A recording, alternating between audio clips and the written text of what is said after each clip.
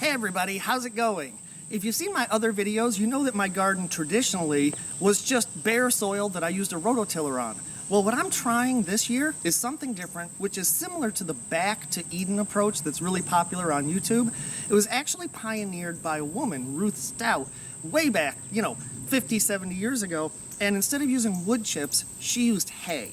Okay, so the whole idea is super simple. You just have tons and tons of organic matter on the ground, and it keeps the weeds out, it keeps the water in, and look at the quality of the soil down in here. Look at that.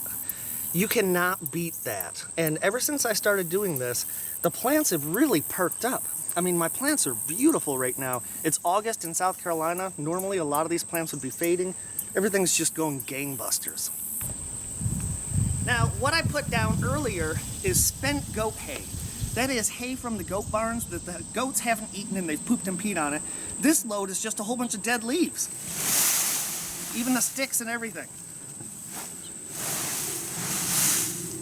And what you want to do is, as this compresses and decomposes, just keep layering it, keep layering it. A foot deep is nothing. And I'll talk about how to plant in just a minute, but I'm going back for some lawn clippings. All right, in this case, I got some fresh lawn clippings. And I know you might be wondering, what can you use? What should you not use? All right, first of all, you wouldn't want the entire thing lawn clippings because it's gonna mat really, really densely.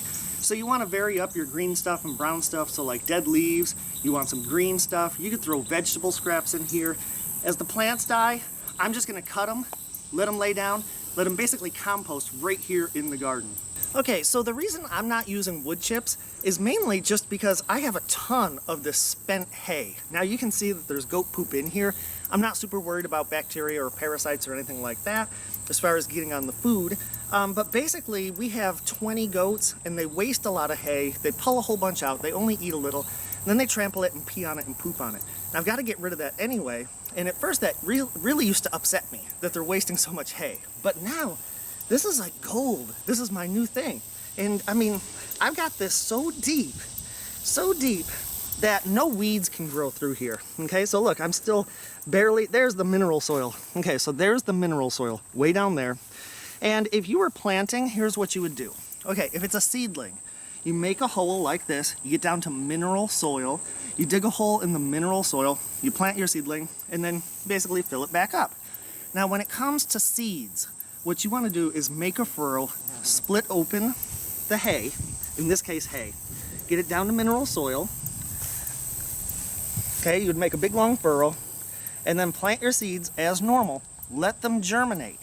And as the plants grow, gradually bring the straw, the decomposing material, up against the plants. Okay, so the pros of this system are basically reduced watering, reduced fertilization, reduced weeding. If a weed does grow, it just comes out really easily. Okay, so, and then no rototilling. Now, the cons, what I've noticed here in South Carolina, the fire ants love this stuff, and I'm not gonna apply any insecticides or anything. I just have to kind of start wearing shoes in the garden, whereas in the past I used to be barefoot. Okay, so that's number one. Number two con is you've gotta have a source of this material. It's gotta be renewable. You gotta keep producing biomass to bring it in. And then thirdly, it's a lot of work. I'm not gonna lie. It's July, August, South Carolina, and it's been really hot. You can see I'm sweating already. It's 9 in the morning. Bringing it in by the wheelbarrow load is a lot of work. I've brought it in by the trailer load. Like, there are tons, literally tons of goat hay in here.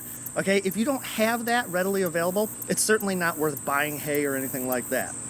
I'm seeing really good results. These peppers are bigger. The plants are healthier. Now, admittedly, this is my first year trying this, but I'm super happy with these results. It might work for you. You might want to give this a try.